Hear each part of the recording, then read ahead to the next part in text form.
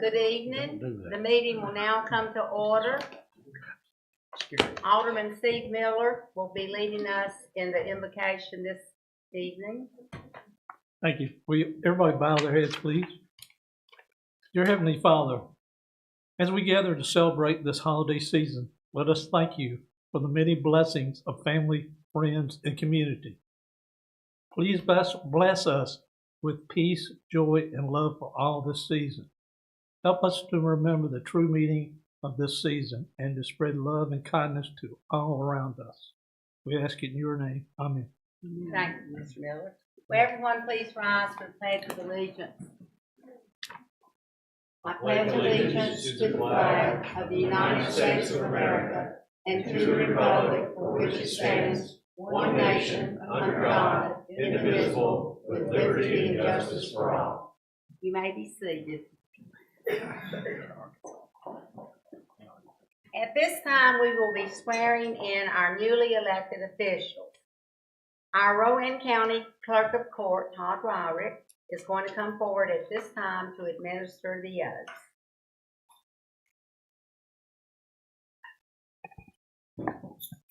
I heard my school teacher voice. I figure they hear me, but we'll see. Okay, we are going to be taking the oaths individually. So I'm going to call you individually to go up there and take your oath. Mr. Hale, we'll start with you.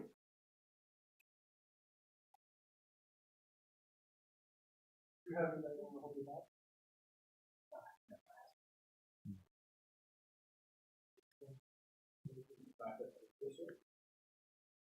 Repeat after me. I, Andrew Howe. I, Andrew Howe. Do solemnly and sincerely swear. Do solemnly and sincerely swear. That I will support the Constitution. That I will support the Constitution. And laws of the United States. And laws of the United States. That I will be faithful.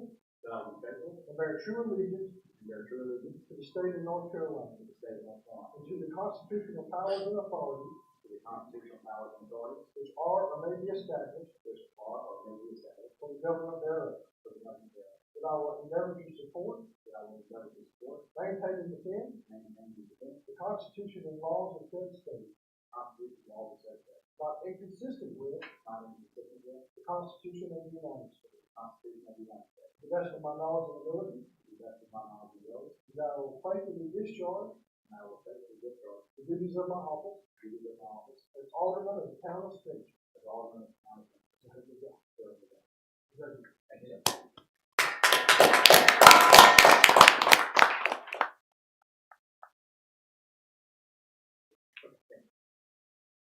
Okay, Mr. Miller. Okay. Sorry.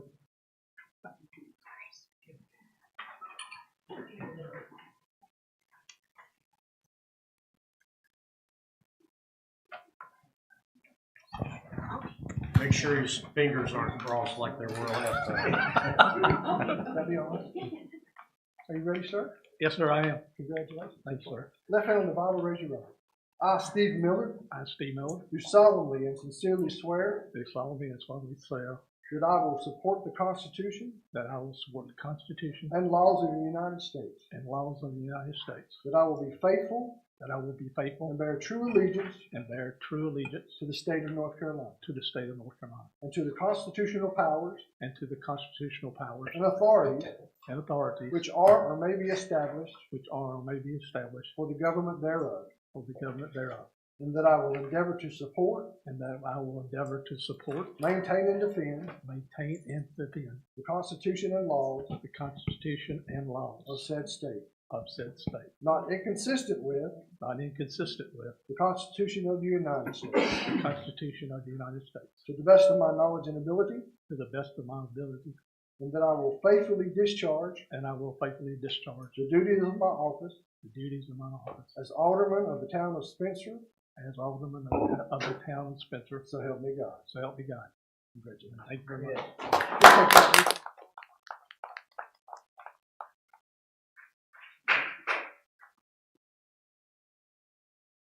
Okay, Mr. Muhammad.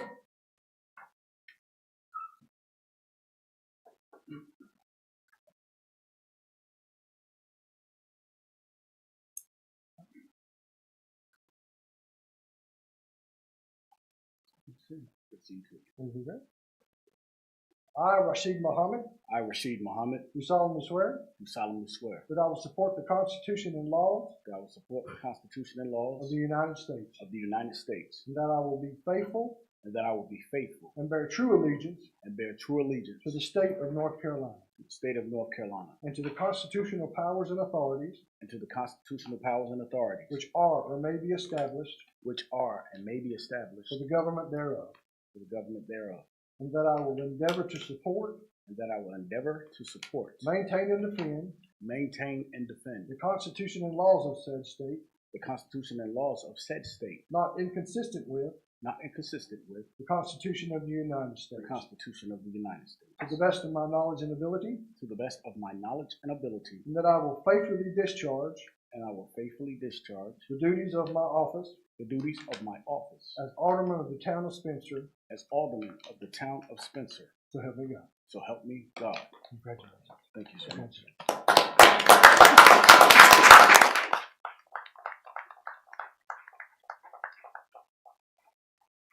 Ms. Sledge?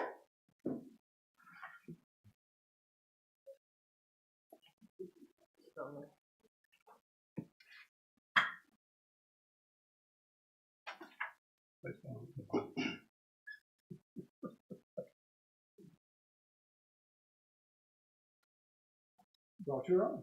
This one belonged to my father, and Absolutely. he passed 5 years ago today. So, thank you. That means a lot. It does. Left hand, raise your right. I, Patricia Sledge, I, Patricia do Sledge, solemnly and sincerely swear do solemnly and sincerely swear that I will support the Constitution and laws that I will support the Constitution and of laws the United States, of the United States, that I will be faithful and bear true allegiance that I will be faithful and bear true allegiance to the state of North Carolina, to the state of North Carolina, and to the constitutional powers and to the constitutional powers and authorities and authorities which are or may be established which are or may be established for the government thereof, for the government thereof, and that I will endeavor to support, and that I will endeavor to support, maintain, and defend maintain, and defend the Constitution and laws the Constitution and laws of said state, of said state, not inconsistent with not inconsistent with the Constitution of the United the States, Constitution of the United States, to the best of my knowledge and ability, to the best of my knowledge and ability, and that I will be faithful and faithfully discharge and that I will faithfully discharge the duties of my office the duties of my office as Alderwoman as Alderwoman of the town of Spencer. of the town of Spencer. So help me God. So help me God. Congratulations. Thank you.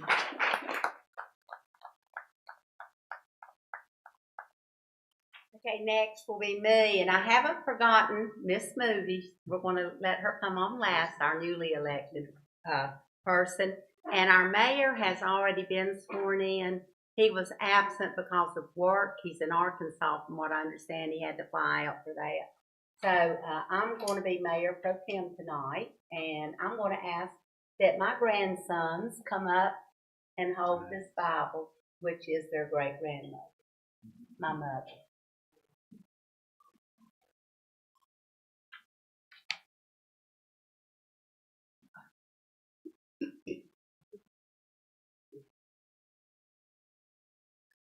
Here's right.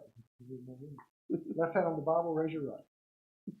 I, Patty Sechrist, I, Patty do Sechrist, solemnly and sincerely swear do solemnly and sincerely swear that I will support the Constitution and laws that I will support the Constitution and laws of the United States, of the United States, that I will be faithful and bear true allegiance that I will be faithful and bear true to the allegiance state of North Carolina, to the state of North Carolina, and to the constitutional powers and authorities to the constitutional powers and authorities which are or may be established which are and may be established for the government thereof, for the government thereof, that I will endeavor to support, that I will endeavor to support, maintain, and defend maintain, and defend the Constitution and laws the Constitution and laws of said state, of said state, not inconsistent with not inconsistent with the Constitution of the United States, the Constitution of the United to the States, best of my knowledge and ability, to the best of my knowledge and ability. and that I will faithfully discharge I will faithfully the discharge duties of my office the duties of my office as Alderwoman as Alderwoman of the town of Spencer. of the town of Spencer. So help me God.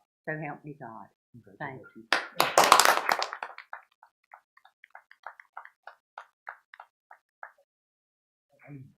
Okay. Okay, Miss Lou. Do you have someone who wants to hold the Bible? Right there. You need that, Richard. I, Aaron Moody, I, Aaron Moody, do solemnly and sincerely affirm do solemnly and sincerely affirm that I will support the Constitution that I will support the Constitution and laws of the United States, and laws of the United States, and that I will be faithful and that I will be and faithful bear true allegiance and bear true to allegiance the state of North Carolina to the state of North Carolina and to the constitutional powers and authorities and to the constitutional powers and authorities which are or may be established which are or may be established for the government thereof, for the government thereof, that I will endeavor to support, that I will endeavor to support, maintain, and defend maintain, and defend the Constitution and laws the Constitution and laws of said state, of said state, not inconsistent with not inconsistent with the Constitution and laws the Constitution and laws of the United States, of the United States, to the best of my knowledge and ability, to the best of my knowledge and ability, and that I will faithfully discharge and that I will faithfully discharge the duties of my office the duties of my office as Alderwoman as Alderwoman of the town of Spencer. of the town of Spencer. So help me God. So help me God. Congratulations.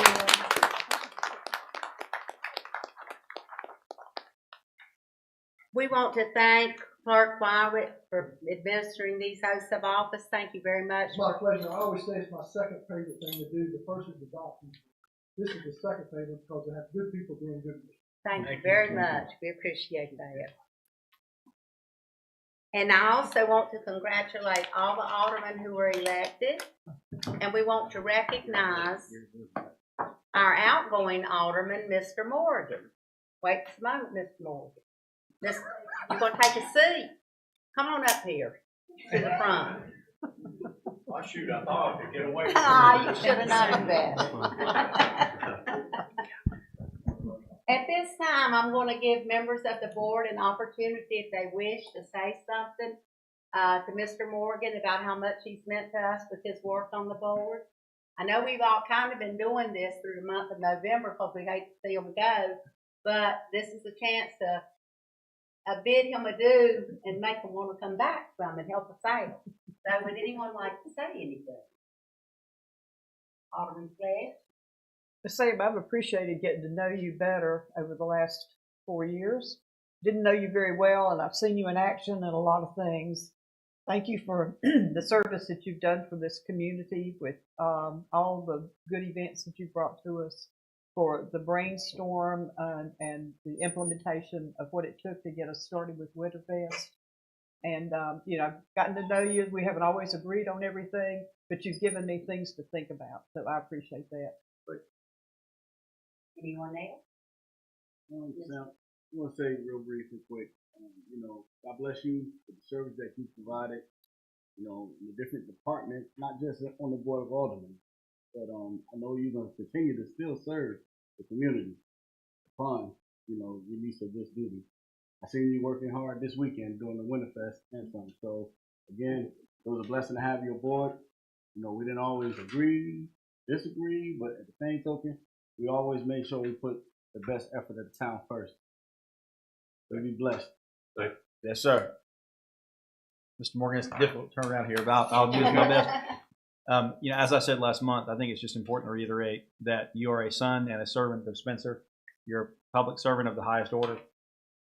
There is no doubt whatsoever that you love Spencer, bleed Spencer, cry and sweat for Spencer.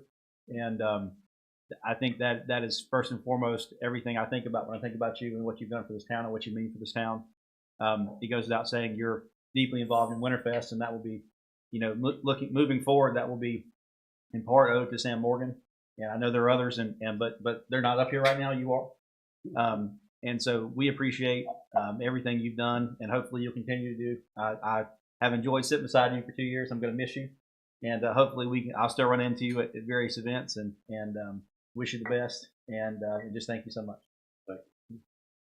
Alderman Moody, would you like to say something? Thank you very much for the warm handoff, and I'm going to do my very best to fill your shoes, sir. Don't wish you well. Thank you. Wish you well.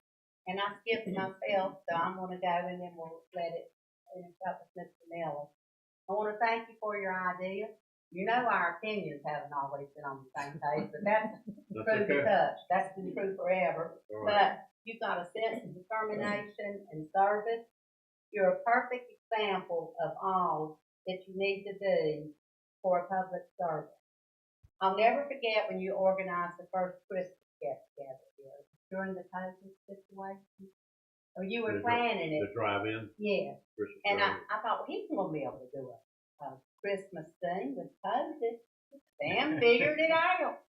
He said, we're gonna do like at a drive-in. Everybody will stay in their car. We'll have the stage. The performers will be up there. They can be individual or whatever. We'll light the big tree. Joel, I think, took care of that one too. And then I said, well, what are you going to do about food? And he said, well, we're going to have takeout. They're going to be able to order from their car, curb service. And he got the restaurants around here to bring the food. They would come and take your order, and then they would bring it to you. Amazing. And we had a wonderful turnout.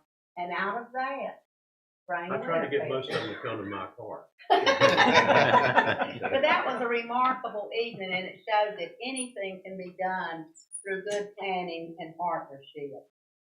The movies at the park, that was a great thing that you did. It was reminiscent of things that we used to do when we were growing up around here, and it was great that you tried to bring it back. And I know you're interested in seeing a summer recreation program started for kids.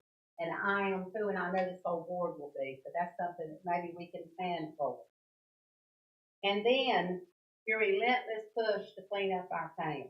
He never gave up on that, and nobody needs to give up on it because we can make it look better and be better. And it's getting there, but we still got a ways to go. You kicked up the gauntlet when everyone else is ready sometimes to drop it, but that's what needs to be done. I guess the best thing that I can say that shows you as an example of a public service, at Winterfest, we needed someone to empty all the huge trash cans, all 4 days, and this was a continuous job. I mean, Sam was here day and night, taking out all the trash and taking care of all that. And that may not sound like a big job, but trust me, if he hadn't been doing it, you would have noticed it. So, best of luck. Happy trails to you. And I know you'll be back. Thank you, Sam. Remember, keep it positive. I got you just where I want to get you. Right. That's it. My neck already. You know, you want me to keep it positive. Yes, please. I don't know if many things I can say Well, positive then sit about back you. Sam's always been a real close friend of mine. He's a very good friend. I will definitely miss him sitting beside me as far as And stealing my candy and saying bad things about me and saying things like that. But Sam is a unique person. I'm not going to go into all the details of what you've done and the things that you're very impressed as far as that goes. I will talk about a little bit about your past history if you don't mind. Sure. This is kind of like a Twilight Zone comment. My wife brings this up here anyway. She says that, look at it now. She said, did it right. Most people don't realize that you graduated from South Florida High School. South Florida. And she was telling me that she graduated from South too as well, but she was a little bit younger. But she was telling me your senior year, you were the hottest thing in high school. Everybody called Sammy. I had hair. Sammy, you had hair. I had a whole bunch of hair. And what has happened since And I I weighed about 60 pounds less too. Listen, on behalf of everybody here, we really do appreciate everything. You have most people don't realize it, but Sam has a unique talent. He's an artist. He can draw impressive pictures. He's very unique as far as that goes, the special talent. Being with that special talent, he has one other thing. He's very particular. Has to have everything perfect as far as that goes. Isn't that right? I try. You fall short a lot. But you have been very special to us. And, even though you're not going to be, I'm going to see you on Tuesdays and Thursdays up there, it's probably good. We'll still be friends. I'm still coming up here and talking about code enforcement. Mr. Baker, you only get 3 minutes. Just remember, you got only 3 minutes. Well, on behalf of the town. Oh, a new car. I'm sorry. Oh, no. Here it is. Just like that.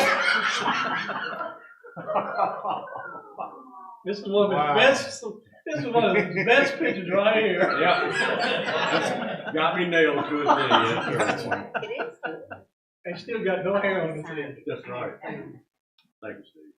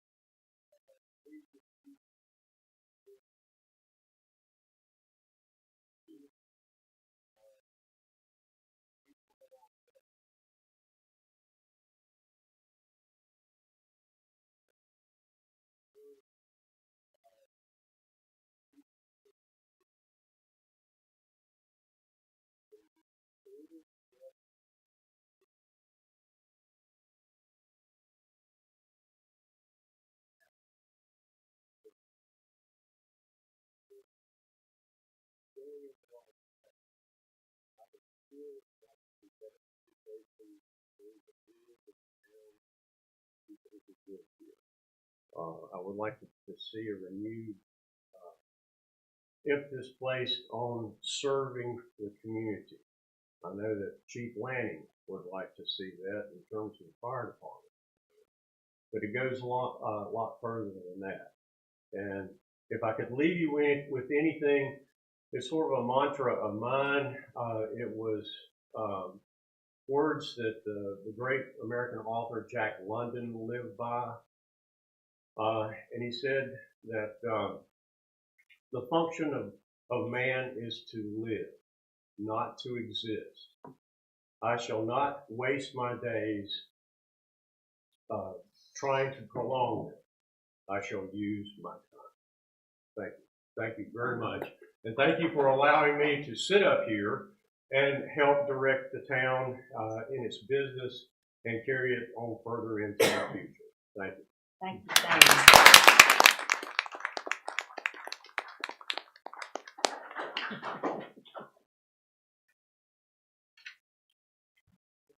And again, we welcome Miss Moody to our board. Okay, board, we now are going to talk about our proposed schedule for the Board of Alderman meetings for 2024, and that is in your packet. If you would refer to that, please. Hopefully you've had a chance to look at it. Are there any questions or concerns about the schedule as presented, the meeting schedule? Pre-agenda starting at 5:30, regular meetings at 6, still on the same day of the week.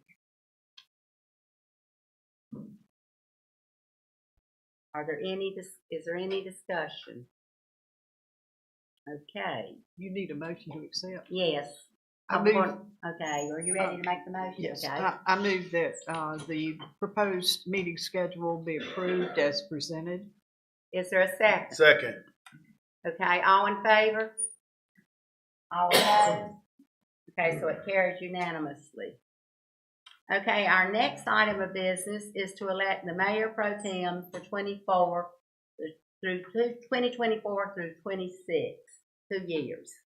Okay, and you can refer to information about that also. Is there a nomination from the floor?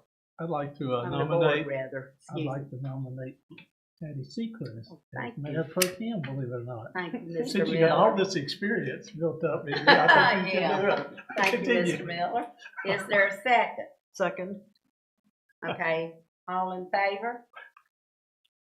All opposed?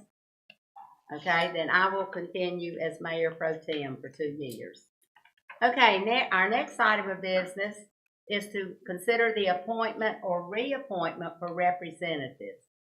We're opening the floor now to accept nominations for the primary and alternate representatives for the Cabarrus-Rowan Metropolitan Planning Organization / Transportation Advisory Committee. We have information about this in our packet also.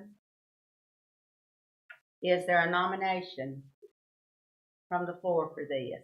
We need a primary and an alternate representative. Madam Chair, if there is no objection, I move that we accept the current status for the appointments and reappointments of representatives to various regional boards and committees as they stand. Okay. And you're talking about all our appointments, correct? Well, I'm talking about this, the Cabarrus-Rowan Metropolitan Planning Organization, the Coordinating Committee, Transportation Advisory Committee, Okay. and the Central Alabama Council of Governments. Okay. Is there a second? Second. Okay. All in favor? Any opposed?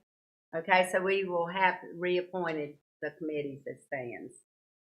Okay. Now, are there any additions or deletions on the agenda for tonight?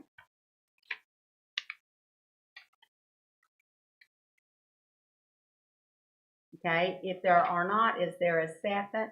Is there a motion to accept the agenda for tonight? Make a motion that we accept the agenda as it is set for tonight.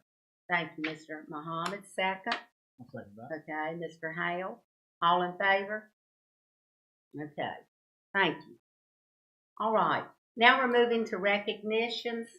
I've got a recognition that I want to make about a very important person that we recently lost in our community, Mrs. Carolyn Baker. If you went to North Rowan in the West, opened in 58, in the 60s, the 70s, Miss Baker was there, even into the 80s, and she taught 31 years at North Rowan High School. She was a graduate of Spencer High School. She grew up in Spencer. She received a bachelor's degree from Lenore Ryan, where she was also both homecoming queen and maid queen. She married her high school sweetheart in 1953.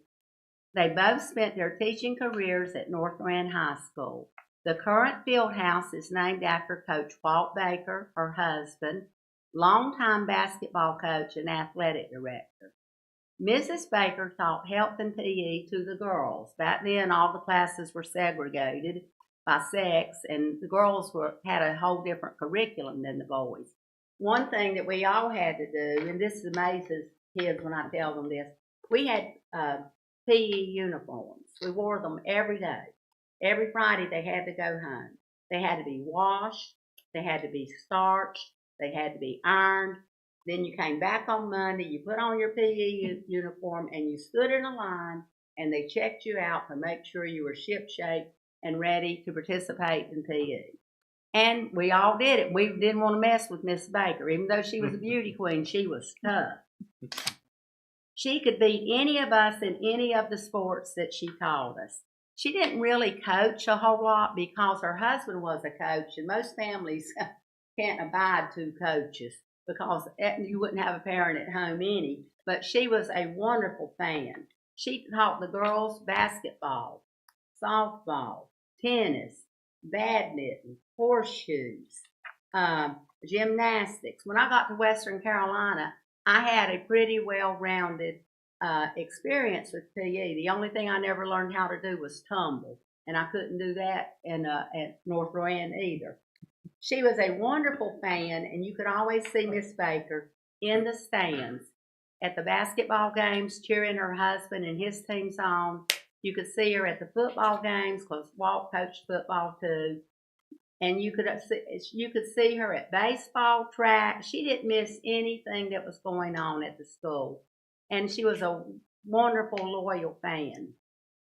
Her children, Jimmy and Chip, grew up around all the North Rowan kids, and we all thought of them as little brothers, and we thought of them as surrogate parents. She was also a dedicated Christian woman and a longtime member of First Baptist Church. When I think of Spencer, I can find no other family who has had more impact on our town. Between them, Mrs. Baker and Walt Baker taught almost every kid who went to North North High School. They were very well thought of and loved by many. We all considered them special. My class of 1967 considered them so special that we dedicated our yearbook to them as a pair. And they were a pair beyond comparison, powerful in their love and impact on all. God bless you, beautiful Miss Baker, and know that you made a difference second to none. And she lived to the ripe old age of 91 and was still beautiful. Very special. Okay, and Alderman Steve Miller also has a recognition. Yeah, thank you, Mrs. Seacrest. I'd like to express my appreciation to the many fine people that helped organize and work on our past Hollyland Parade, 'Tis the Season Spectacular.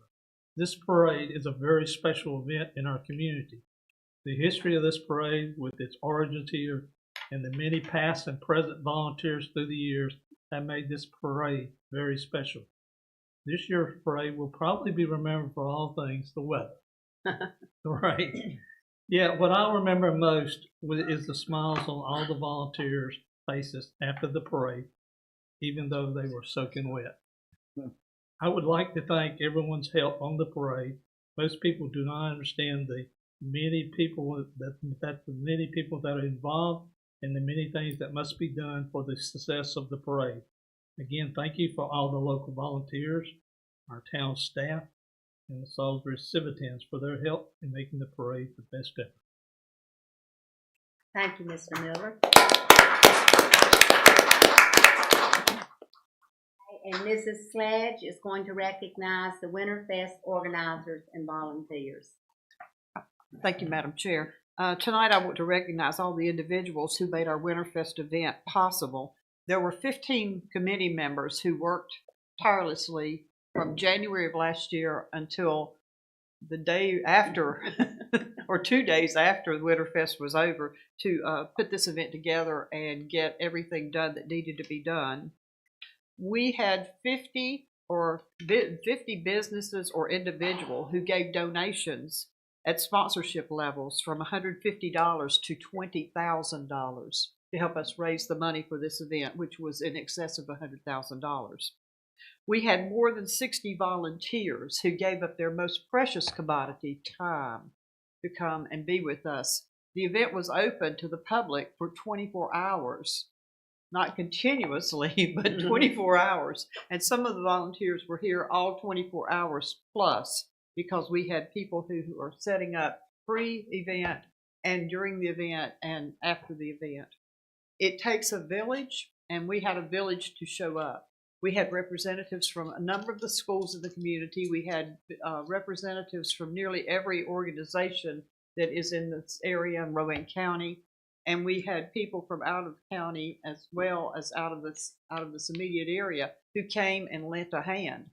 And then we had people who came in their pajamas from across the street from the Polar Express, who saw all the activity going on over here and walked across the street to see what was going on here in Spencer. So I want to say thank you to every single individual who gave, whether it was $1, whether it was lots of dollars, or all their time, because we could not have done it without all of you, and I thank you. Ms. Seacrest and I were responsible for recruiting, shanghaiing, and scheduling volunteers. So she and I worked together on that, and we know that it takes a village. So thank you all.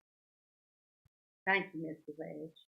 Okay, are there any other recognitions to be made at this time? Okay, we'll now move to item 7, public comment. Madam Clerk, did we have anyone that signed up for public comment?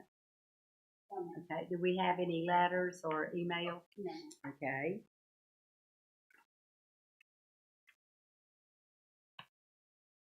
Okay, then let's move to number 8, consent agenda. Does anyone on the board wish to remove an item from the consent agenda for further discussion? Okay. Does anyone need to add something to the consent agenda? If not, okay, is there a motion to approve the consent agenda? So moved. Thank you, Mr. Muhammad. Second. Second. All those in favor? Thank you. Okay. Okay, we will now go to item number 9, the annual audit presentation. Our finance officer, Heather Kahn, will be coming up to the front to introduce P.D. Hill with RH CPAs, who will present the fiscal year 2022-23 audit to the board. Thank you, Mr. Hill, and thank you, Mrs. Kahn. Good evening. Beside me is Mr. T.D. Hill from RH CPAs, and he will present our audit from FY23. Okay. Thank you. First, before we get started, we certainly appreciate providing this service to you. This is our second year now.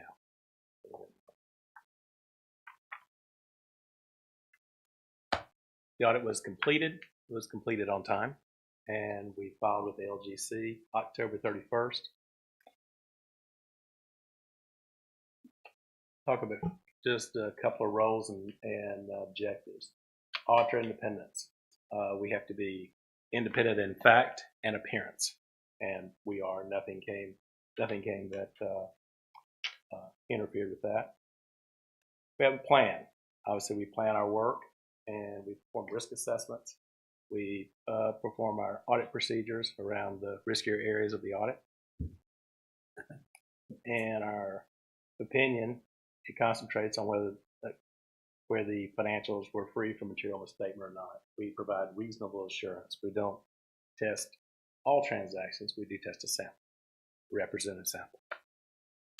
Opinion. Okay. It is, we presented a unmodified opinion, which basically that's the top opinion you can get in the business. So, required supplemental information. There's the management discussion and analysis, and there's various schedules, changes in pension liability and retirement liability. There's individual fund statements and schedules, and there were no material weaknesses, but there was one significant deficiency. This has been recurring. It's a segregation of duties issue because you have a very small staff, so people share roles and stuff. There were no accounting policy changes. All estimates appear reasonable. There was no disagreements with management. Actually, they were great to work with. We got complete cooperation from the staff. Let's talk about results here for a minute. Okay, the blue is revenue, and the green is expenditures. Those are the last 3 years, 21, 22, and 23. Seem to be trending pretty well. This is your general fund balance. And basically, this is kind of the equity or what the company, basically what you own. So we've been trending well there, been going up. This is the fund balance, and basically the green there is it is the unrestricted amount. So you have a lot of leeway, a lot of flexibility in what you can do. This is the adequacy of resources, the general fund. This slide basically shows that if we didn't have any more revenue coming in, how long could we pay out our current expense trends? It's trending well.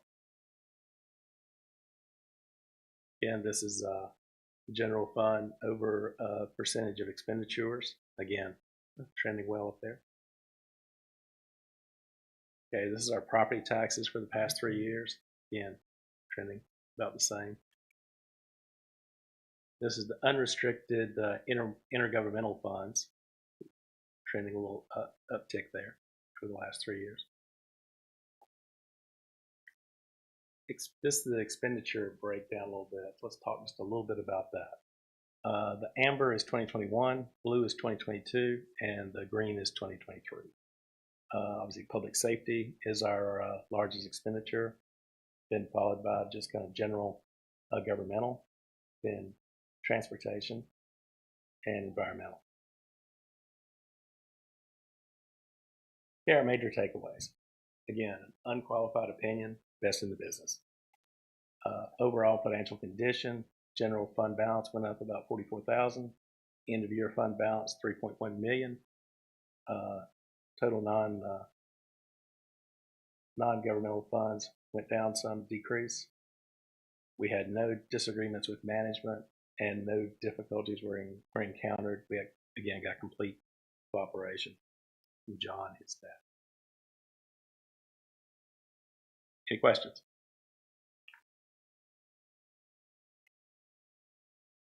Anyone have any questions? If not, thank you very much. Okay. Did we get a copy of those slides? I can certainly send those to you. Yes, I can send those to you. Thank you. Again, we appreciate the opportunity to serve you. Thank you. Thank you. very much. Appreciate it.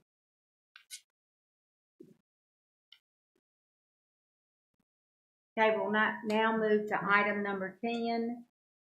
We're going to have our intern, Scott Allen, MPA intern, Scott Allen, via Zoom, and our finance officer, Heather Kahn, to present a request to the board in reference to Budget Ordinance Amendment 23-14-009, Salisbury Rowan Community Foundation Grant. Good evening, Mayor and Board of Aldermen. Good evening. Are you all able to hear me?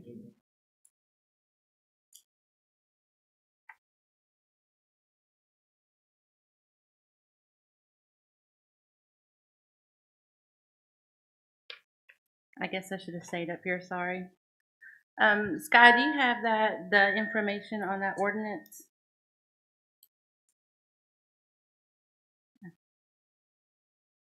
I didn't print it out.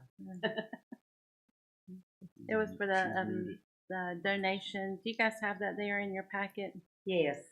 Are you sure? I think we do. The next thing I have is the corridor improvement grant. That's not the same. That's not what we're talking about now. I've got the $5,000 Salisbury Rowan Community Foundation grant. Right. Yes. Yes. So we're just basically, that grant Sky got that grant for us, and we were just, the budget ordinance was there to increase the budget for that. Or to appropriate that budget there. Does everyone have it? Yeah. Okay. We got it. Do you have that, Miss? No. Yes. It's okay. That's all right. Okay.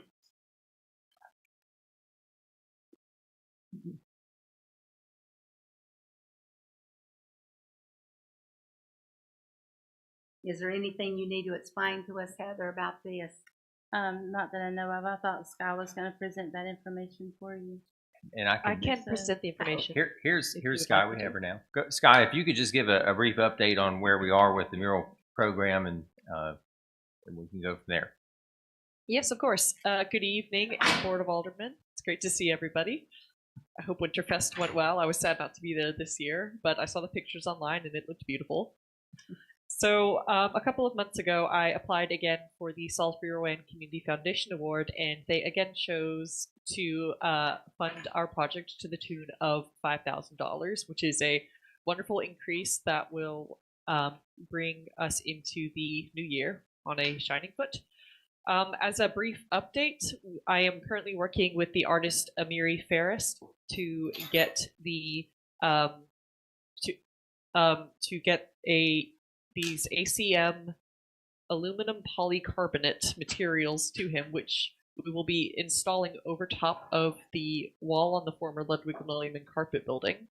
He will be painting the design that you yourselves approved at the previous meeting, and we will hopefully be able, weather dependent, be able to get that done by February.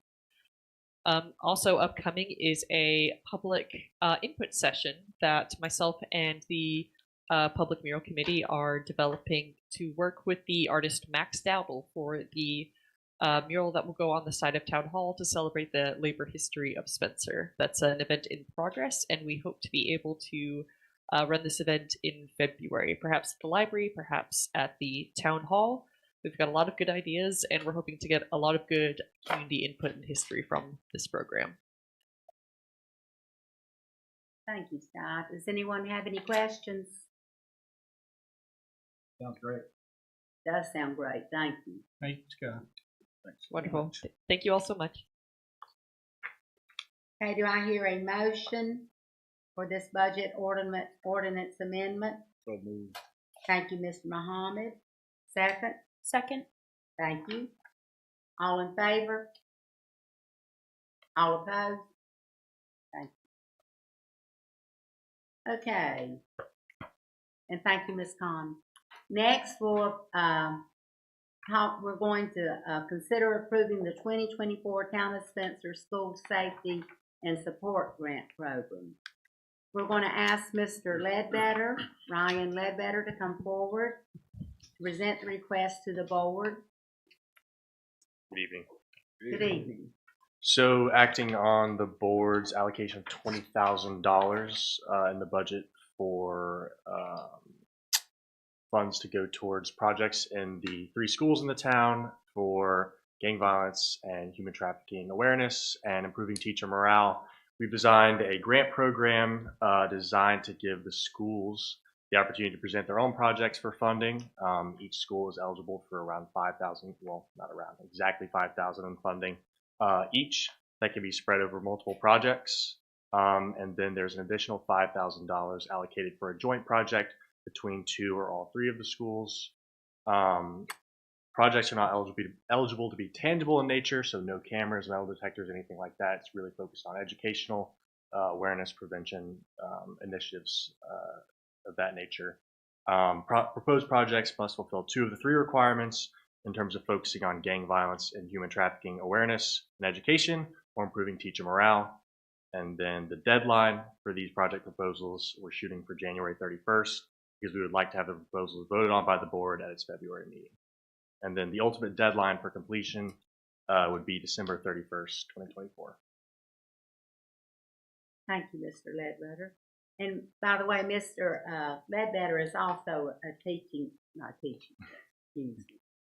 on my mind, is a North Carolina fellow working with us. Did principals and administrators and teachers have input on all this too, on concerns that they were wanted to see addressed at the schools? So I notified the 3 principals. Okay. I only received feedback from 1. Basically, just excited to hear about it. Looking forward to working with the town. Okay. And it's $5,000 per school Per for school. grant, and another $5,000 if they want to coordinate something or do something else. That's correct. And it also involves teacher morale. Yes. I'm just trying to encapsulate it. And there is also a possibility for workshops to help teachers. Yes. Okay. Yes. And that ultimately helps students too. Yes. Okay. It's incredibly broad. The only things that are kind of out of bounds is spending the money on tangible things. So metal detectors, cameras. Okay, very good. Anybody have a question or concern for Mr. Ledbetter? So metal detectors and things like that are allowed or are not allowed? They're not allowed. Not allowed. Okay. 'Cause that probably wouldn't even begin to cover Right. $5,000. Wouldn't even Right. begin to touch those things. I know the high school already has many, so they're using them. Now I'm not sure about the middle school. Any other questions? Is there a, and we can all do this too, but what's I'm talking to anyone who can answer, the plan to make sure teachers, administrators, et cetera, are aware of it? Because, I mean, kind of a tight timeline, especially to get quotes and information, to make sure they can get this in. Because this should be used, I think what you've done is great. And I think this sounds wonderful. We just got to make sure they know about it. Thoughts? Or Sure, and first I do want to thank Ryan for jumping in on this. We had some really good high level direction from the board through the budget process, but we needed to turn that into something that we could run with as a program. So Ryan worked closely with Heather as chief file as well, and me to kind of turn that into what you see, and appreciate that. But what you heard from Ryan is he has, as a heads up, already reached out to the schools. Our contact points are through the principals. That's been our approach. Once this is adopted, he's planning to follow up with an official award or a notification of the program with all the specifics. So they haven't seen the full grant program yet, but they've seen a summary to kind of say, hey, this is coming. We're going to follow up once approved. We didn't want to put the cart before the horse. So as soon as this is approved, then we can move forward with providing all the documentation to the schools. And Ryan will be our key contact, though, from our side to make sure there is a good relationship between schools. So if we don't hear from principals, quickly, we'll follow up to make sure that they're aware and able to fit within the deadlines. Thanks. I think I remember that when we first talked about this, that we, perhaps the mayor had talked to the school board, Roy County School Board, and get some feedback from them. Is that correct? I'm not aware of that. I mean, he's not here tonight to answer that, but I think I remember that he had spoken with somebody on the Rowan County School Board. Sure. And that they were receptive to the programs. Two suggestions if you don't hear back quickly, and things you probably have already thought about, just things jumping in my head. Reach out to communities and schools, because they may be able to short circuit programs or concepts that fit this. Yes. And also reach out to the IT people, either with the schools or with the district. They can target emails, right, and send it to by school or by district or whatever, or they should be able to anyway. That way it gets out. Just again, things that you probably already thought about. No, that's great. Yeah.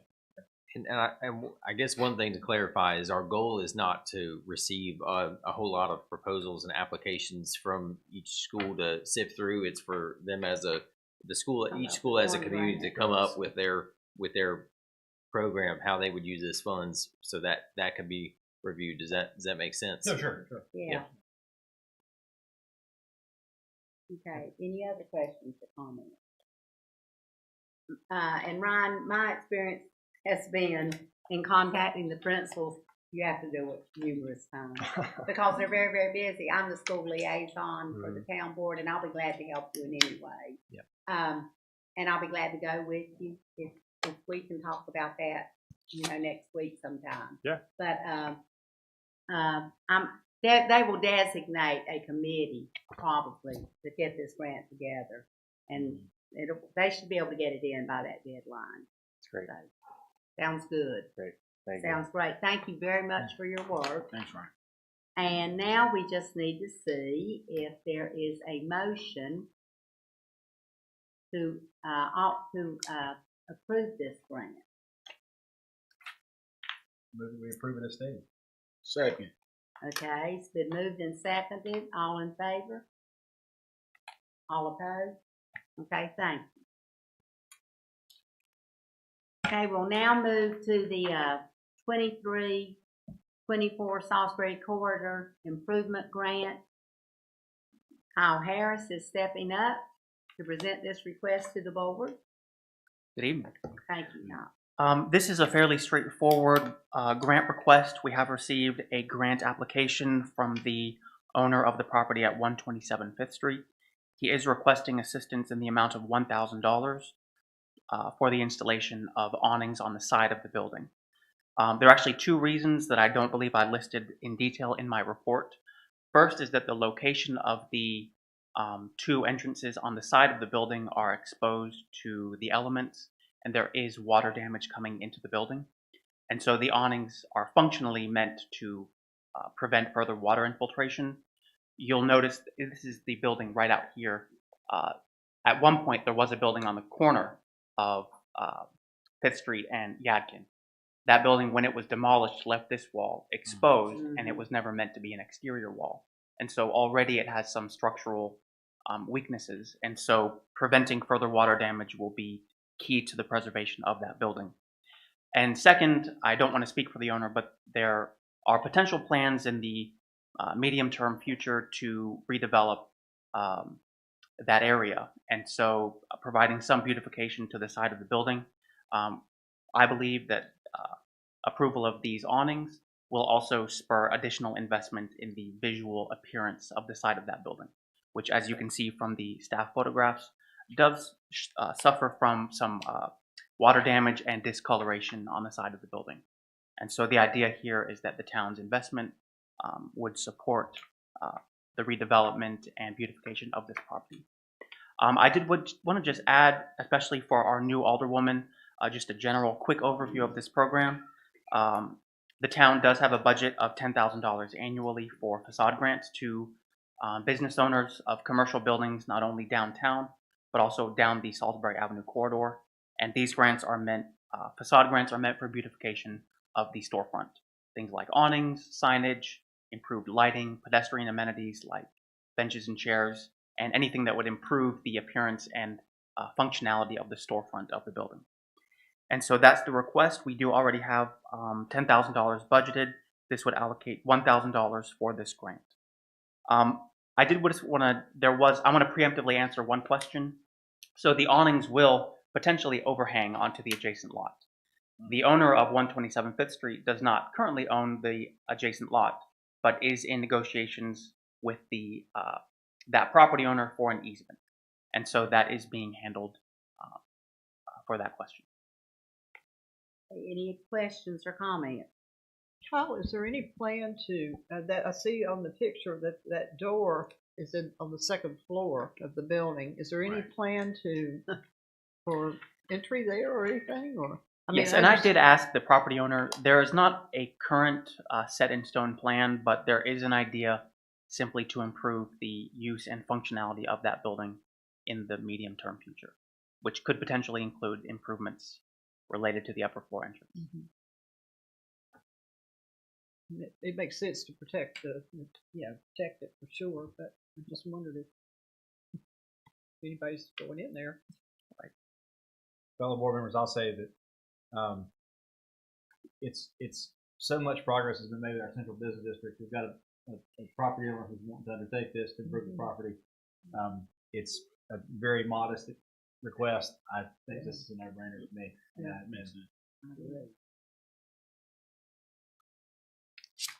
Is there a motion to approve this grant? I move to award a Salisbury Avenue Corridor Improvement Grant in the amount of $1,000 to Curtis Allman Properties LLC for an awning installation project at 127 Fifth Street, consistent with the program guidelines. Second.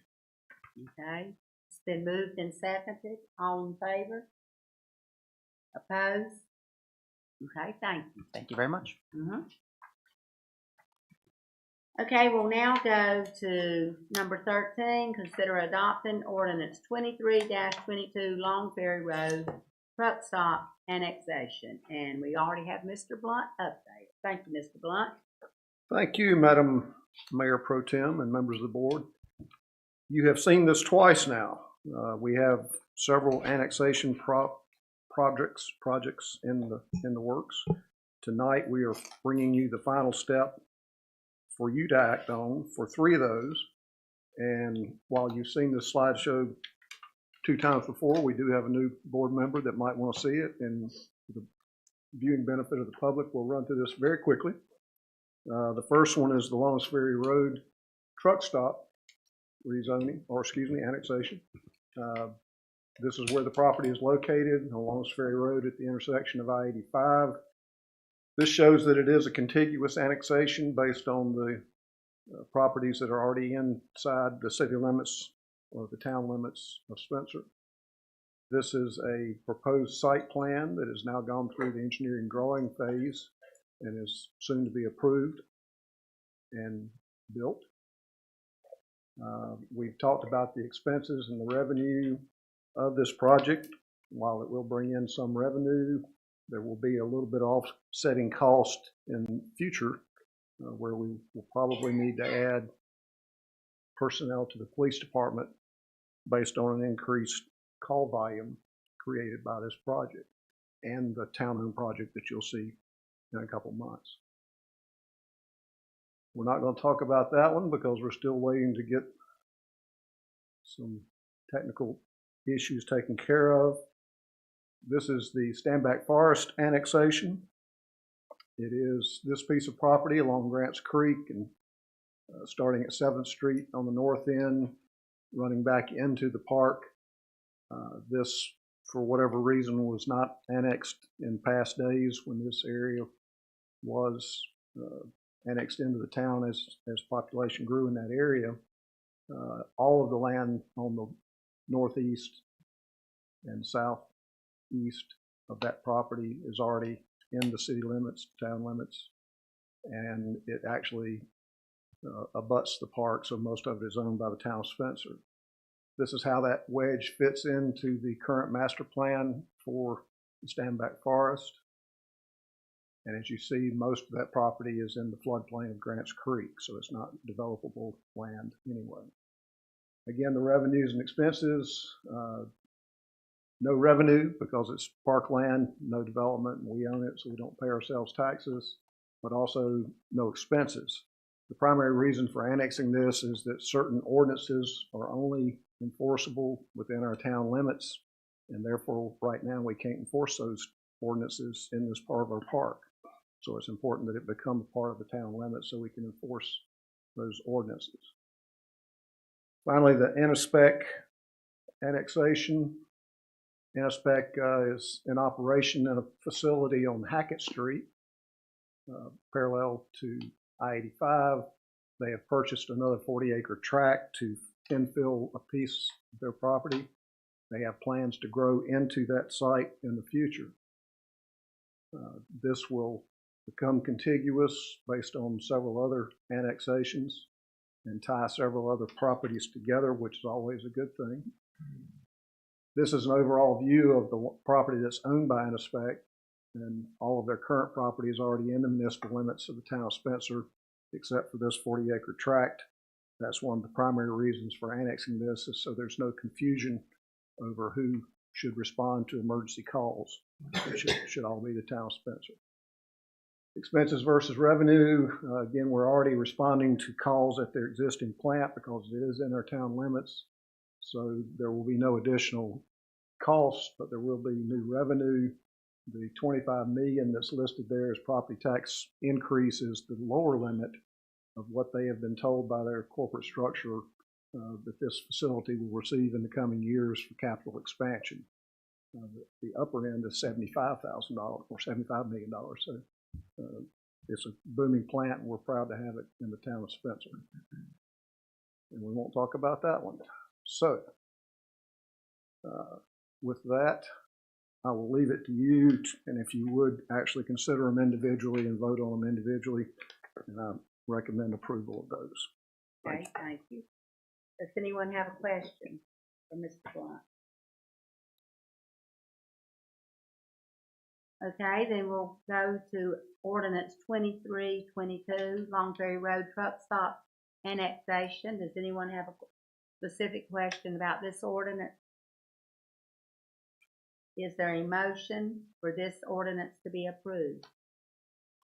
I make a motion that we accept the ordinance 2322, Long Ferry Road Truck Stop Annexation. Thank you, Mr. Miller. Second? Second. Okay. Well, give it a how. Okay. And all in favor? Opposed? Okay. We'll go to ordinance now, 2323, Innospec annexation. Does anyone have a question? Okay.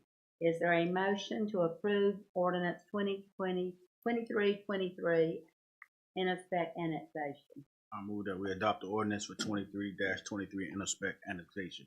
Thank you, Mr. Hamid. Second? Second. Thank you, Ms. Sledge. Okay, all in favor? Opposed? Okay, the motion carried.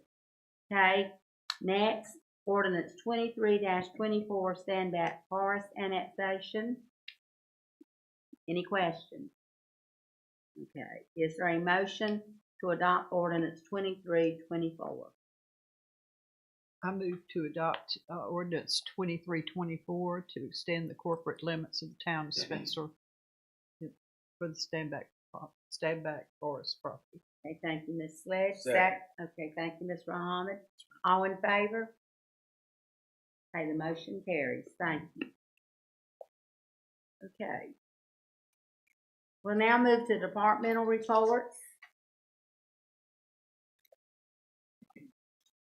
And we will start with Mr. Blunt. I'm back again. You have in your package my monthly planning report, and I'll be glad to answer any specific questions about that. I will clue Ms. Moody in that I'm required in this job to have a sense of humor, so I try to insert something in my monthly report to bring you a laugh.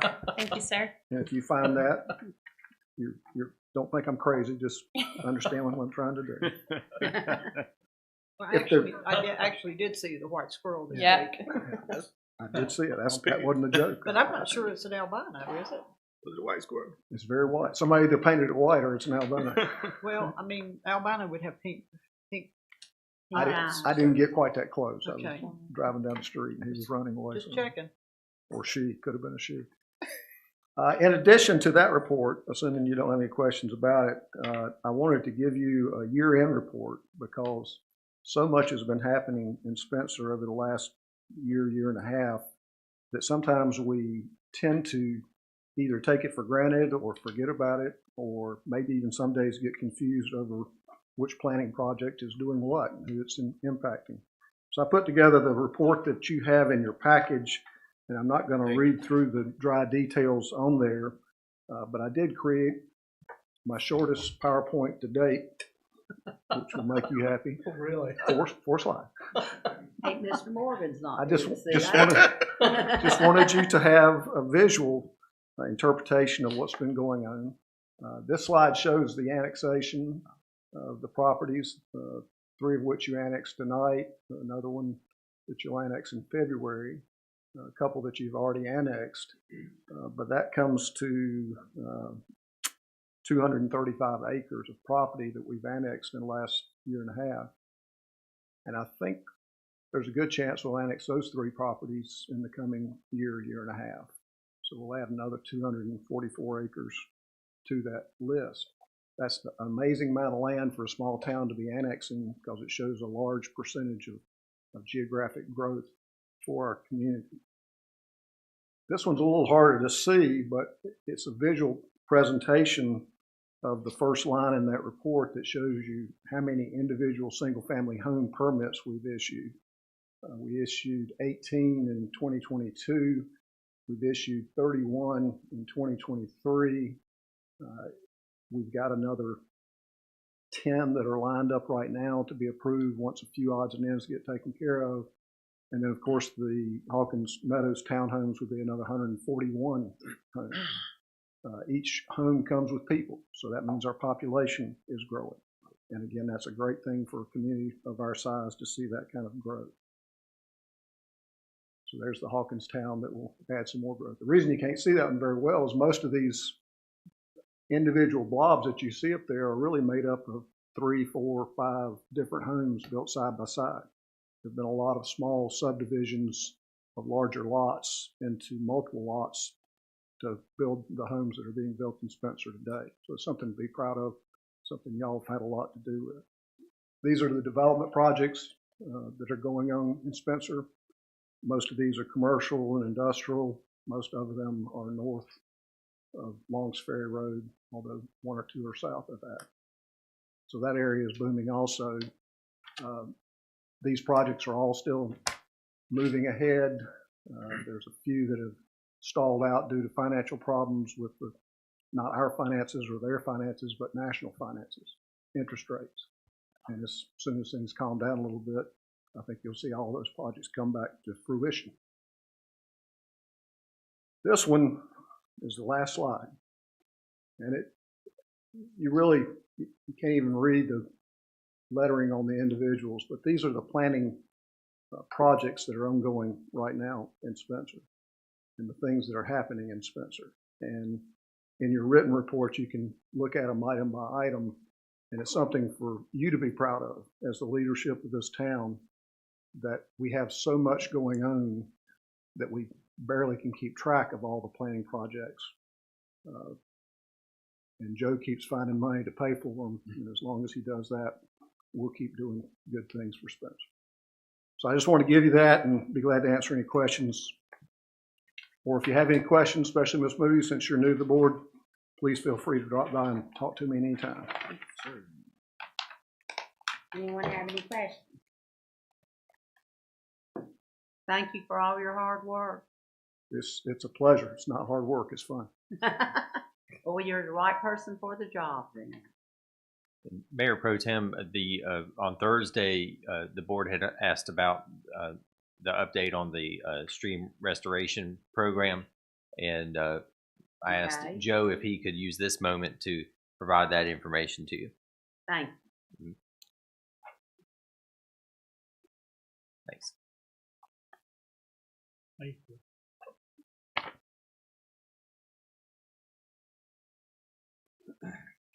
Thank you.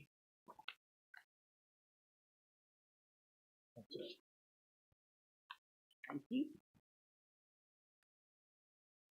Thanks, sir. Thanks, Jeff.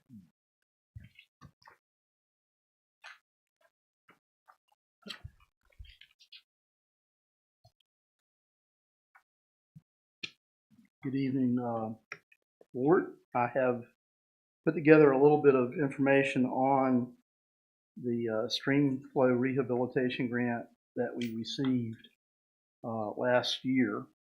And to provide some context for this, this was a new program that was administered by the North Carolina Department of Agriculture. And so when we began looking into the possibility of applying for this grant, I consulted with Chris Sloop, who is a resource conservation specialist with the Natural Resource Conservation District, which we used to call Soil and Water Conservation District. And I asked Chris, I said, how much do you think we should budget in our request to get this project done? And he said, I don't know. How about $25 a linear foot? And I said, good. And so that's what we applied for. And we knew that we wanted to attempt to clean up or remove the woody debris from the sections of Grants Creek immediately adjacent to the town of Spencer. And so the first map in the packet that I've handed you includes Section A and Section B, with Section A being between 7th Street and Hollywood Drive, and Section B being between Henderson Branch, where it crosses the Salisbury Country Club and feeds into Grants Creek, and then goes downstream to 7th Street. And so we divided it purposely into those two sections because those were the two areas that most affected our drainage basin from all of Spencer.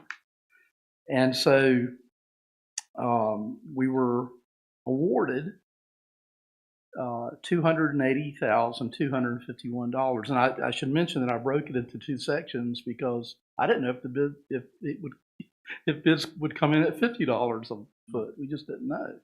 So we wanted to be able to have some flexibility built in. So going back to the spreadsheet, the first sheet, we put the project out to bid, and it came back at $5.40 a linear foot, which is 20% of really what we thought it would be.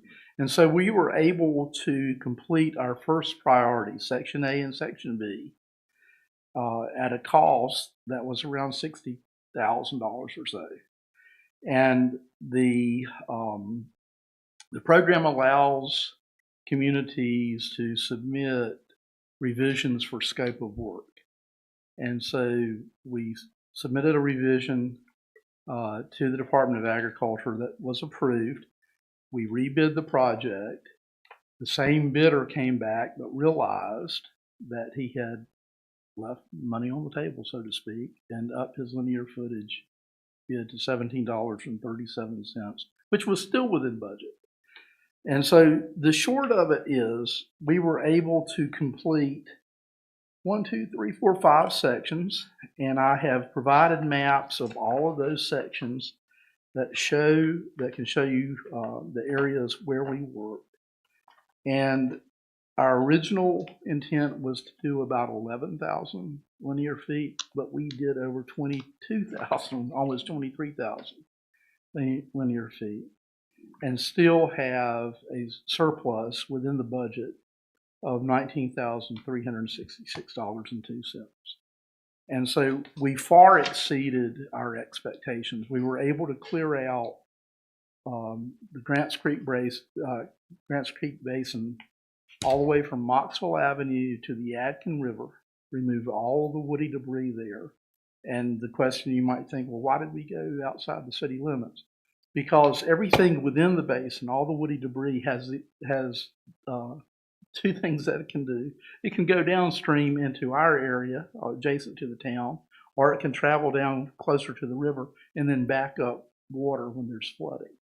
So we had the ability through this grant to remove a great deal of woody debris. And so we were able to do it on budget and within the time allotted.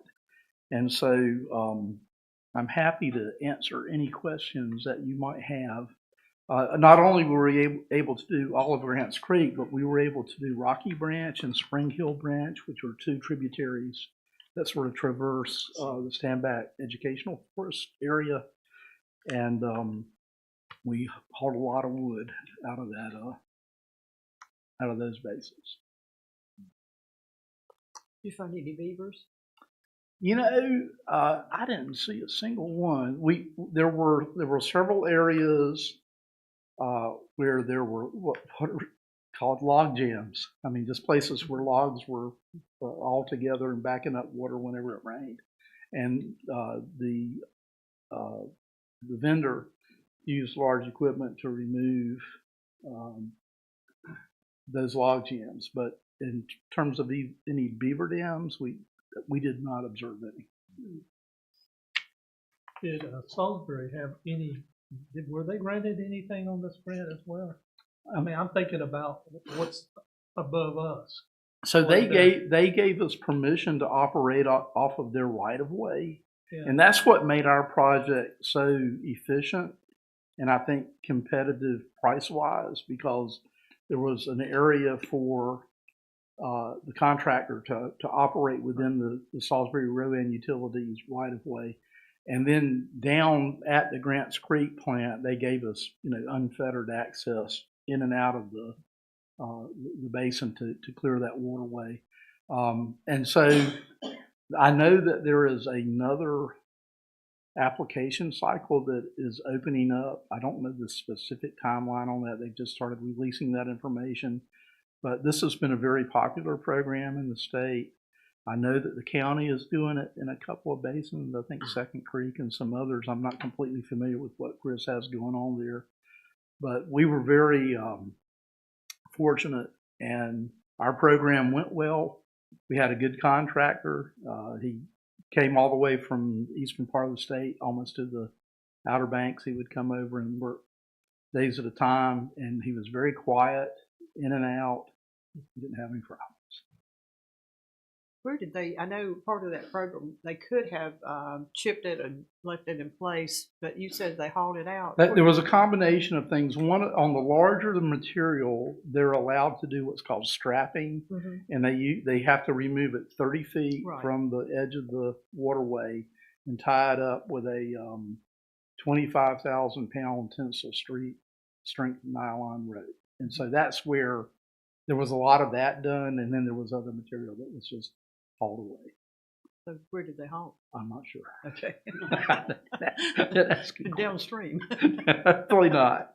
But it was remarkable. I was sort of waiting for the project to finish up, and maybe I'll come back at the next meeting and show photographs of some of the material that was removed and strapped and that kind of stuff. But it just, I told the staff this morning, you could put in a kayak after it rained over the weekend, 2.5 inches or so.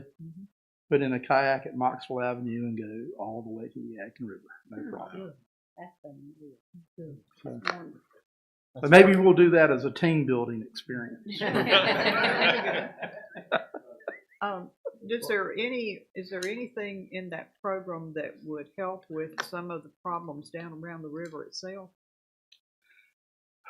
Well, I think we accomplished, because we were working in a specific basin, the Grants Creek Basin, that we accomplished what we set out to do. Right.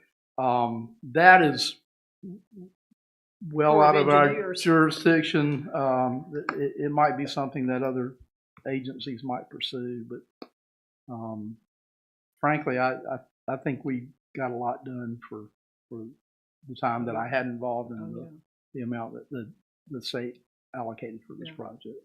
And it's all started because of flooding with the hurricanes down east, and so that was what got the program started. That's correct, and it's been very popular. And so I know the farm community has really gotten behind this, and the Department of Agriculture and Commissioner Steve Troxler, or Secretary Troxler, got behind it as well. And so the legislature has funded the project, or the program, for at least another year. Can I ask you a question? Sure. Is there any? I know there's $19,000 left in this account. Can we actually use some of this money for interior streams in the city limits?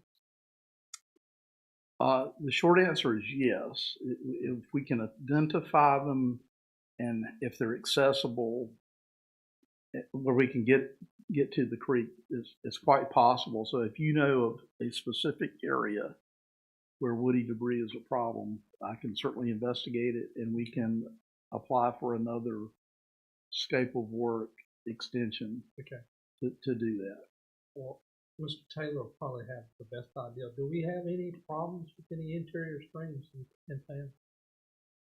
Not for the bottom debris, but any at all that we could use this money? I'm just curious about the stream that goes behind the high school football stadium back in there, because I know that floods pretty easy. Of course, I know part of the problem is the outfall pipe too small as far as that goes, but I'd like to see if we got an opportunity, if you know of something that we need to be considering, I'd like for you to talk to Joe about that. Do you know the name of that little tributary? Branch. I don't think it has a name. North Creek, right? North Fleming Creek.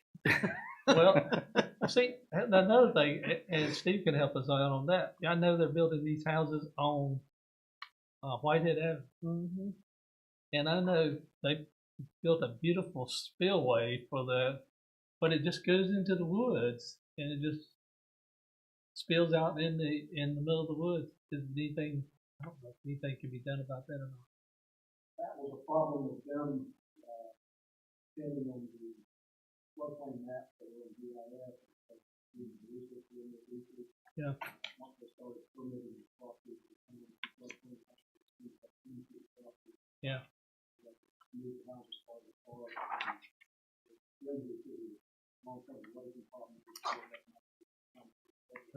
They did a great job.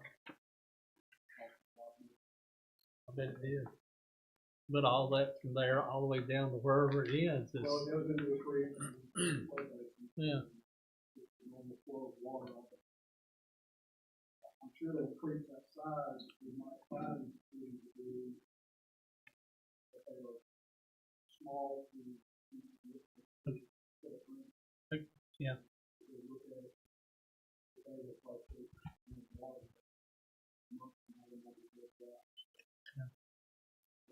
Okay. Maybe a field trip. Let me do a little research on that and see what I we mean, can. while we got the money, I would like, if we got a chance, I mean, wouldn't hurt. Wouldn't hurt. Like I said, Mr. Taylor would be your best resource. We'll report back at the next meeting, perhaps. Thank you.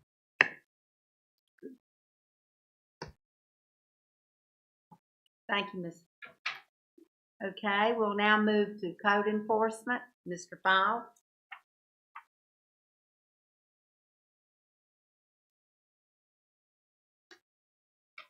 Good evening. Good evening. I think last month I used up all my speaking time for the rest of the year, so we'll try to keep it short and sweet tonight. You have the monthly code enforcement report. There were 11 new cases opened up this month. Those 11 are still pending. If you'll look at the case status report, 17 on that record. There's a number of them pending. Looks like 5 of those were abated this month.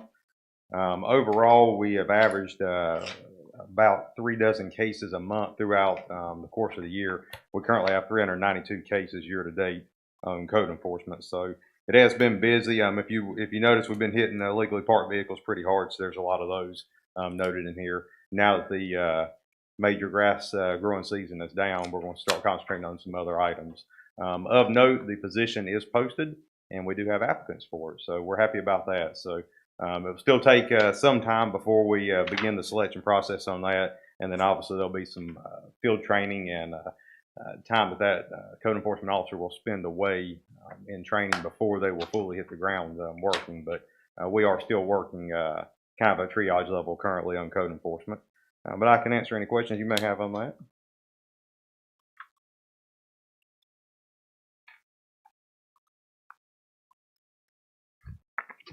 Anyone have any questions?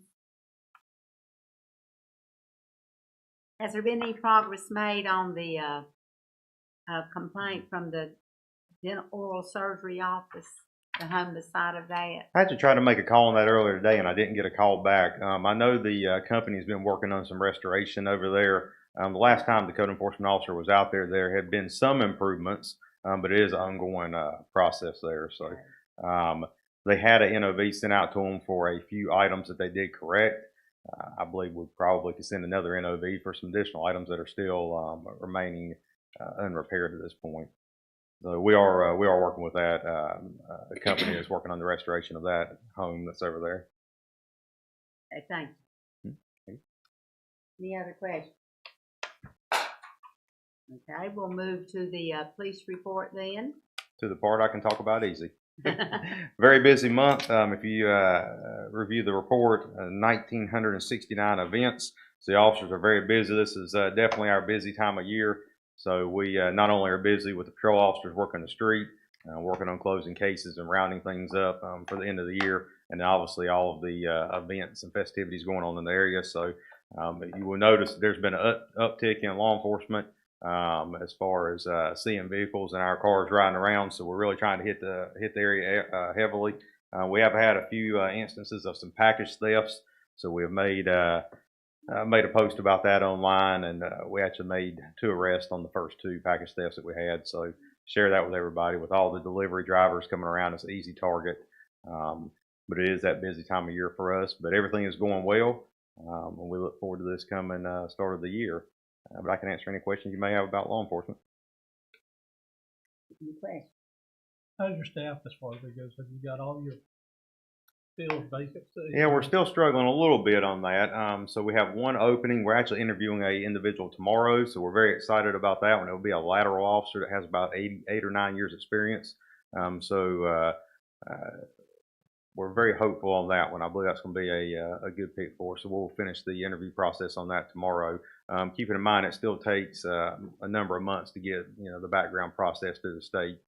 We have 1 individual that is still in training cadet status, and we have a 3rd one that is here, and we are waiting on paperwork to come back from the state. We anticipate it's about a 4 to 6 week turnaround on that, and then they'll begin their 12-week process of field training. So realistically, we're looking at being March or April before we start feeling comfortable, but we are significantly closer than what we were. I will say we did go ahead and put the 1 ACE team car in play. So we have 1 ACE team vehicle out working now. You will see probably about March, I will start having a separate report in here just for what the ACE team is doing. Obviously, the board graciously voted to give us those positions, so we're going to use them to their full extent. So you will see a separate report for the ACE team, and it will have a lot of proactive activity. we are kind of starting that easy because that second position is open. We can't move the officer we have selected until we can backfill our patrol. So we have to make sure patrol is full up before we can actually move that second one over. But we anticipate that'll be somewhere around March or April time frame. Any other questions or comments? Thank you, All right. Chief. Thank you very much. Appreciate it. Okay, Chief Lanning.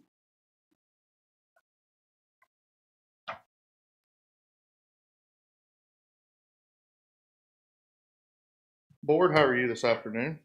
Fine, thank you. My report is going to be even shorter than Chief Fowle since he challenged me on my way up here. If you have any questions, be glad to answer them. Did want to highlight we have our awards banquet on January 6th. You and your family are invited to join us. We just ask that you RSVP. That way we ensure we have enough food. The plan is to actually have that here in the boardroom. Obviously, our fire station, we have nowhere near enough parking for all of our staff, let alone family and external attendees as well. Did have 2 resignations. However, as of Monday, we hired 2 people. So it kind of is a wash. The other thing that I wanted to bring to your attention, not so much to ask for an action as the current budget will support it, but we are fortunate. Some of you may remember a couple of years ago, we sold a 1978 Mack. That was an original fire truck bought by the town. The individual that bought it, we're pretty good friends. He's willing to sell it. He's looking to sell it, but he said that it would only be to the right person. And apparently I'm the right person. So we have the opportunity to purchase that truck back. Like I said, it's a 78, so it's an antique. The only purpose of that would be for parades and to assist us in our pub ed campaigns that we do. We did about 100 so far this current year. So instead of tying up a frontline engine, I could staff that, take it to the schools, the museum, whatever that may be. So that is a great opportunity. If you compare that to trucks of that age and that condition, you're not going to get it that cheap. So like I said, our current budget will fortunately support that. Do you have any questions for me? Do you have enough room to park it inside the bay? Yes, sir. Yes, sir. And we anticipate, again, just given the condition of it, maintenance and upkeep will be very little. It would be primarily used then not for fire service, but Correct. for... No, ma'am. It will not be put in service for fire suppression. It will be strictly for public event. Any updates on your new fire truck? We are actually traveling to Wisconsin January 21st to the 24th. Okay. Yeah, they were fortunate enough to let it get really cold before they take us up there. Right. That's good. So Nice. we'll go up there for our pre-construction meeting. Supposed to have took delivery in June. Pre-con got bumped back 2 months. We're anticipating August, September to take delivery. So that's still relatively on track. What's the status of your 23 spreading holiday cheer to the 6th? It is. It's been a success. Okay, good. Yep, definitely has. So goal, if time allows this week. If not, I'll do it over the weekend. A group of us will go and purchase those gifts for those children. Okay. Thank you for doing that. Most definitely. Yeah, Thank y'all. thank you very much. Absolutely. Any additional questions for me? I know we've got a lot of irons in the fire, Yes. open things with you guys. But I just want to come back to the vacancy thing. I mean, we all know the problems, we all know the issues. Sure. Any updates, solutions, thoughts on how we can help you address that? Because I know that's. So we're in the process of obviously exploring the possibility of a partnership with East Spencer. As of, I would have told you, if 4 o'clock this afternoon, I heard from Mr. DeLuca from the league, requested a meeting with myself and Chief McBride. Said that he has talked to the league and they have some ideas to throw around. But he did come back in that same email and said that his recommendation was, if anyone was to merge, would be with the city of Salisbury, not 2 small municipalities. So we're going to meet, kind of hear maybe what the league's concerns are. And then once we have that, involve the town managers and go from there. Thank you very much. Okay, any other questions, comments? Doing a good job. Thank you. Okay, thank you. Stay safe. Thank you. Okay, Public Works, Mr. Taylor.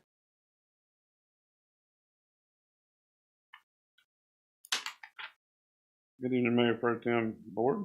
Good evening. To wing this, I forgot my glasses tonight, so we'll see how this goes. Our regular service, we are back on schedule with leaves starting this week. We were behind because of equipment failure and the holidays, mostly. I think everybody over Thanksgiving blew leaves. So, but we are back on schedule and running on schedule. And just a note, we will probably run that till the second or third week in January. The vacs will be done until the spring cleanup.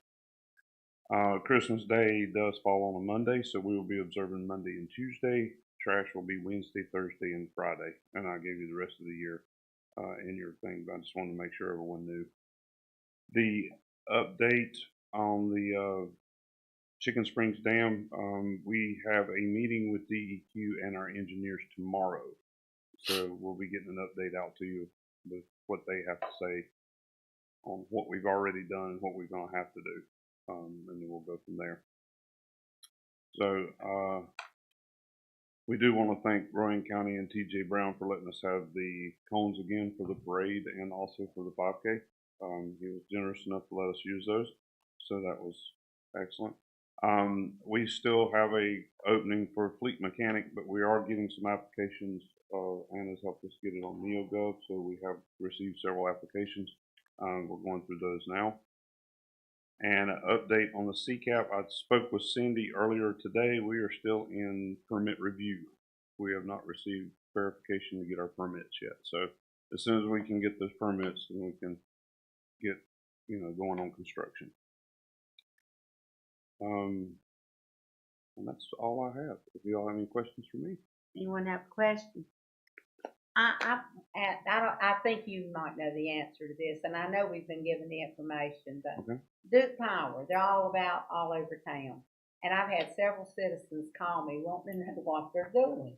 And I hated to give them an answer because I wasn't 100% sure.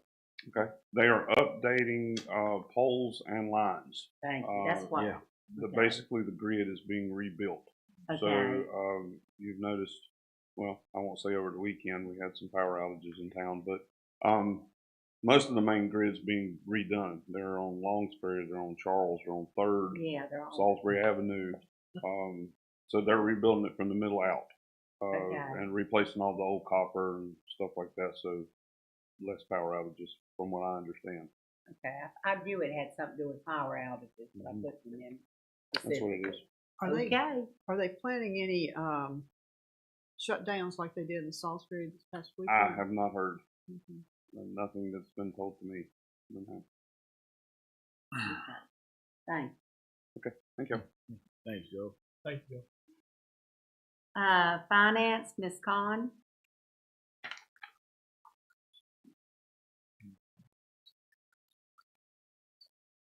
Hello again. Hello. So, you heard from TD Hill with our audit, and I just want to let you know that he forgot the hard copies at his office. So I do have access to an electronic version, and I can send that to you if you would like, until we get the hard copies in for your review. With that, if you'll look at the financial reports under streets and operations, you'll see that the current balance on it's page 6 under contracted services for streets.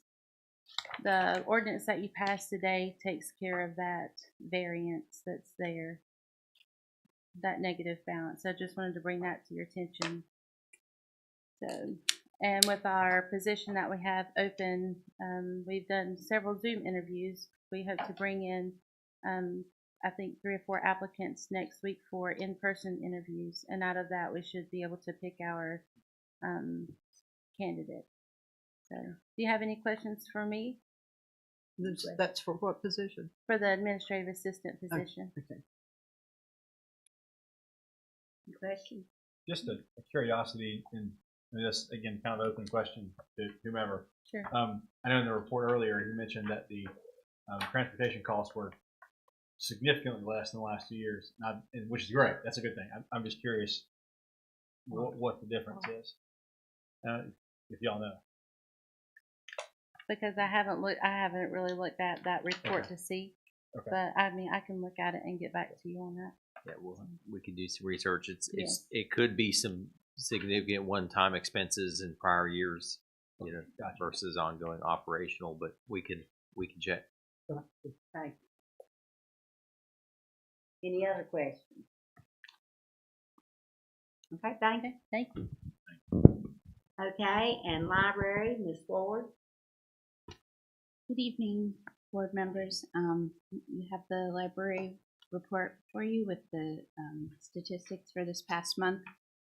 The main program that Ms. Beverly McCraw put on this month was a story time with crafts and snacks. And then, or excuse me, I think I said that was last month. This month on the 8th, she's already had the Appalachian Christmas event, which she informed me was standing room only. So that was wonderful.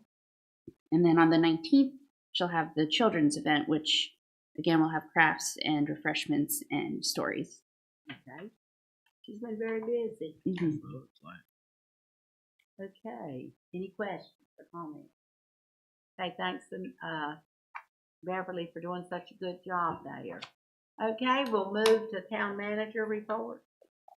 Okay, well, thank you very much, and certainly on behalf of the staff, congratulations to all the newly sworn in elected officials. We look forward to working with you over the next 2 years and beyond. And you know, we've said it before, but I want to mention again, we've talked about all the events and we've had a lot of appreciation, but I certainly want to express my appreciation to our staff. Our team here does an outstanding job. It's way beyond the call of duty, and it's what working together with all the volunteers makes it work and helps the community enjoy the way they do. So thanks to everybody who's done their part, which you know, you may know what your parts are, you may not, because you had so many parts to keep track of. But some of them are behind the scenes, and some of them are not. But it takes everybody working together, and certainly our volunteers, our elected officials. It's certainly a team effort. So I wanted to make sure we talked about that one more time. And it's getting better every year, so we're already looking forward to what next year will bring. Isn't that right? In the packet, you'll note there's a draft of the holiday schedule for next year. For information, we will get that finalized and published out for the community. We're working on our winter newsletter that'll be coming out and help make sure people understand how the holiday schedule next year will impact our operations. And the other thing I wanted to mention is we've been we and everyone else in the state, every other municipality, the league has been reaching out about a variety of services that they're looking to provide using some of their ARPA funding, and they cover a range of things, everything from replacing software for financial systems to providing grant writing assistance, cybersecurity assistance, etc. And there's a lot of information we're digesting about that, but what will likely follow is in January a resolution for the board to consider that would allow us to enter into a memorandum of understanding with the league for some of these services. A lot of them are capped at dollar amounts. For example, in the grant writing assistance, we had a call about that, and that's an opportunity where they're offering $30,000 worth of grant writing assistance in 3 different buckets. And the folks we talked to were really excited about all the things we have going on, and so that all sounds very promising. But we're just trying to get our arms around which of these services makes sense for us. So stay tuned for more information about that. And I did have the pleasure to attend the senior luncheon today with some of the board members that are here, and that was our first event that our new partnership with Ruffey Home Senior Center pulled off, and from my perspective, it went very well. Really appreciate the opportunity to work with them on this, and we hope that will lead to some additional events beyond just the meals that have happened over the last few years, but hopefully some other events and educational and programmatic opportunities for our seniors in partnership with Ruffey Homes. And of course, don't forget, there is the Daily Lunch Club at the First Community Center here on 5th Street every weekday. If you're, I believe this, is it 60 and older? 55 and older. You can come enjoy a fellowship and lunch, and I think you can come whatever age you are, but you have to pay if you're too young. So, which isn't a bad thing. Yeah. But I'll be happy to answer any questions if you might have any. Any questions? They do require that you make a reservation the day before at the daily lunch program. Sure. And so you could call the senior center to do that. I assume you could maybe also could you go the day before here in Spencer and talk with them on site? Yes. Either way to make a reservation. Yes. Thank you, Mr. Francis. Okay, we're now at the section on our agenda where Board of Aldermen, Mayor can make comments, and we'll start down here with Mr. Miller. Really? How about that? I don't have a whole lot to say. I'd like to wish everybody on the staff and all our board members here a Merry Christmas. And I hope everybody has a wonderful holiday. Okay. Miss Moody. Second. You're learning quick. Mr. Hale. Yeah, just well wishes to everyone. Merry Christmas. When we come back, it'll be a new year, 2024, which will be full of exciting adventure coming up. Yeah, I think we've already covered. I know we're going to cover early next year, all the neat events that are going on. Right now, lots of very cool things happening in Spencer in November and December of every year. I think we've got that down pat. I think me personally, I really like to see us in conjunction with our community and with the civic organizations. Let's think about something for a summer event or a spring event. We're going to have a brand new sparkling park in 25, so we have 18 months to get it together. I don't know what that looks like. So someone out there a lot more creative and smarter than I am can get that together. Last thing I'll say, when I joined the board 2 years ago, trying to enhance the business community and business appeal of Spencer was a big deal to me. That's sort of happened organically, but we have a business organization or a merchant association that I think is still kind of defunct. It's been defunct for quite some time. I think challenge our board, our staff, and our community to really get that up and going over the next year or so. I think that's something we urgently need in the town, and I think now, perhaps more than 2 years ago, it's appropriate.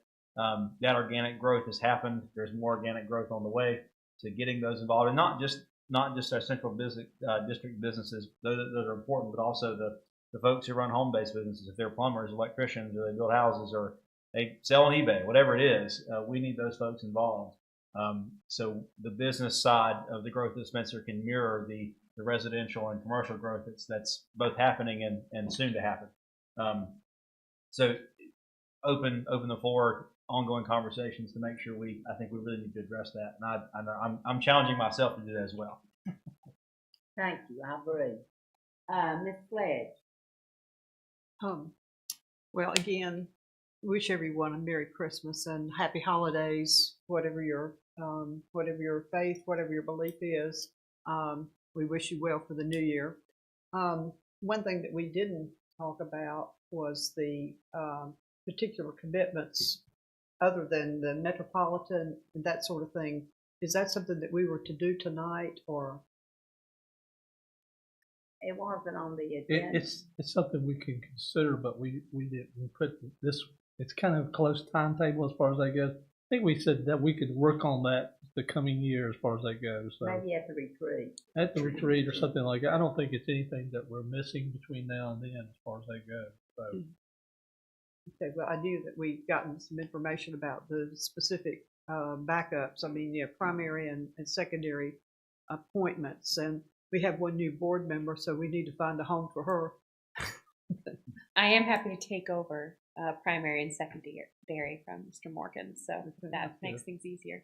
That'll be enough. But we'll tighten that up probably every tree. I think. Yeah, I mean, John. like I said, it's nothing that's gonna Yeah. change it. Okay, any other comments, Ms. Clegg? No, that's, Okay. I think. Thank you for bringing that to our attention, though. We'll take care of that. Ms. Muhammad? Yes, ma'am.